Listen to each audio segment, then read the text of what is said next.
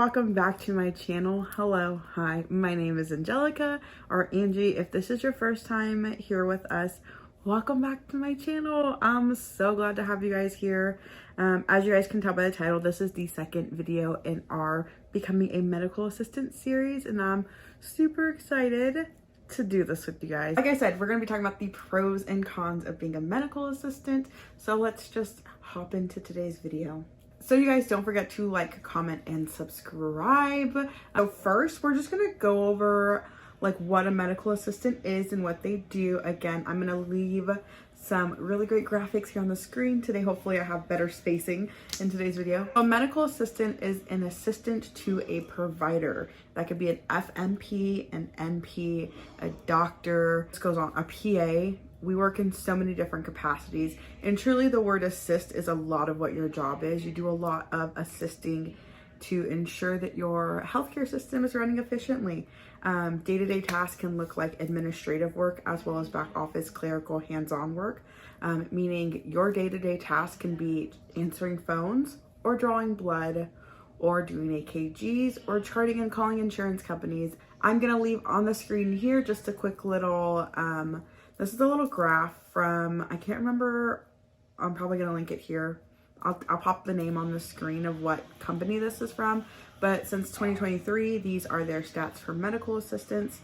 I can say in my own research, it is a growing field, but today we're gonna talk about those pros and cons that not everyone wants to tell you guys about. So one of the cool things about being a medical assistant is the diverse job responsibilities, or roles, I guess you can say. So I got to travel as a medical assistant for a few years, and the diverse job roles was honestly one of the coolest things ever, because that meant some of my travel assignments were completely different from my other ones. Sometimes I was working in internal medicine as a MA, and other times I was working in internal medicine as just a phlebotomist. So it was just, every day was super different. Every day can be super different. Every job is super different. Don't get me wrong, the monotony of healthcare is there, but being able to just know that there are so many different, so you can do front office work like checking patients in, you can become an office manager. One of the things I loved is that I was able to see the different jobs I could get with just one license. I've worked as an office manager, I've worked as a front office MA, I've worked as a back office MA, and I've worked peer phlebotomy, peer injection sites. The list is on, you guys. Okay, so I'm going to link this in the down bar for you guys, but according to medicalassistantadvice.com, in the state of Texas, the growth of medical assistants from the year 2016 to 2026 is going to grow 35.79%. I personally don't understand the statistics that well. I mean, I do, I passed the classes, but those aren't my forte. What I can tell you guys is that there is a demand. There is a field. I think that the next pro for sure has to be job security. Healthcare is a field that will always be booming. There's always going to be sick people, unfortunately, and it is a fast growing industry. According to medicalassistantadvice.com, between 2016 to 2026, the state of Texas will have increased by 36% in the job field of medical assistants. Some states are different, but overall, I'm going to leave this graph here for you guys. I showed you again earlier. There's a need. There is a need. We're not going to go into depth today about the difference between an LVN and an MA and pay and things like that, growth of those two different fields. What I am telling you guys is that over the next few years, this industry is just going to continue to blow up. There's going to continue to be a need, and when you have the ability to hop onto it early and secure the bag, why not, right? So just to piggyback off of job security, something that I love about being an MA is the length of schooling. I think that the length of schooling is the perfect amount of time. I want to say my program was 8 months. So again, according to medicalassistantadvice.com, I'm going to leave it linked down below. They state that the average certificate for a medical assistant is about 8 to 12 months. A diploma or associate's degree is anywhere from about 10 to 2 years.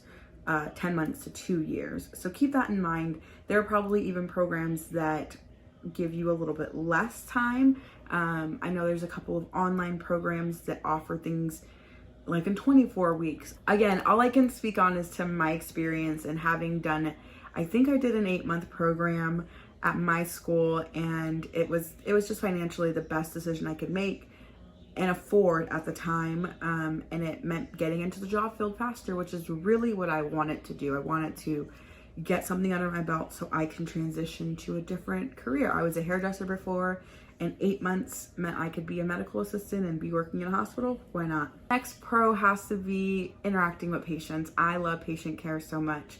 Being able to interact with people from so many different backgrounds, not just patients, but doctors and nurses and other MAs and just the community around you. I love so much. So something that I love about being a medical assistant is that you get to specialize and you get to choose your specialty and what growth looks like for you as a medical assistant. In my career, I have met so many wonderful medical assistants who have been doing it for so long and have taught me so much, and I've taught other nurses I've worked with. So it's amazing to see the amount of growth you get to take as a medical assistant and career opportunities. It doesn't just stop at being a medical assistant. Like I said, you could even specialize in billing and get certifications in billing and get different certifications in management so that you can become an office manager. Or you could just work purely in obstetrics, or you could go and be a derm med spa MA and slowly work your way up and be able to do different types of procedures. The field is just so vast, you guys. So I'm gonna run through some of my cons of being a medical assistant. And the first one for sure is gonna have to be the physical demand of being a medical assistant. There are just days where you're on your feet all day. There are jobs I've had where I didn't have a chair all day. The support staff on the floor were the only people without chairs in the entire clinic. And that can get to you over and over again, especially when you work 5 days a week, 8-hour shifts. It gets a lot. It becomes a lot. And that's going to take me into my next con, you guys. Stressful situations. If you are someone with debilitating anxiety, speaking to people just makes your insides crawl. Give it a thought, because you're going to have to interact with people. You're going to have to be the person that fixes the stressful situations. That is your job.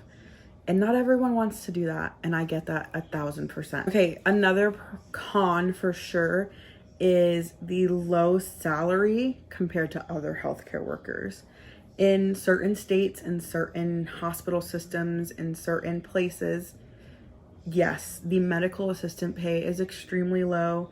I can't speak for every 50 states. I can only speak in the states that I've lived and worked in. The first time in my career where one could feel that their license was kind of meaningless for the pay they're getting. So that's a whole conversation for another video, talking about pay, asking for more and asking for more money. If that's something you guys want me to talk about, let me know down below. But just keep that in mind. In some areas, you could get paid a lot less than you were expecting.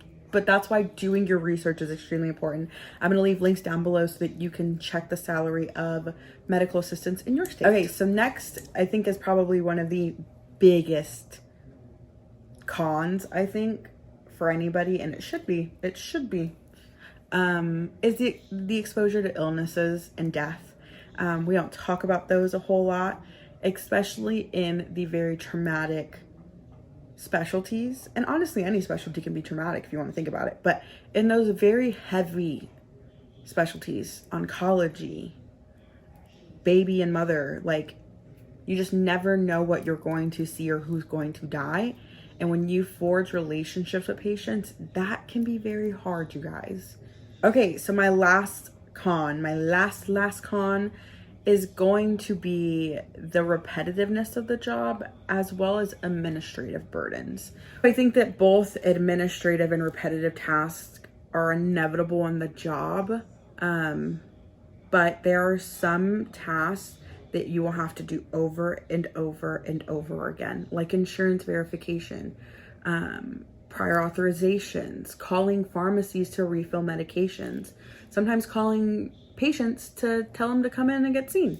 Like, those are repetitive things, like every day calling patients, every day calling no-shows, every day filling the doctors, whatever. There are tasks that are going to be so repetitive that you're an autopilot.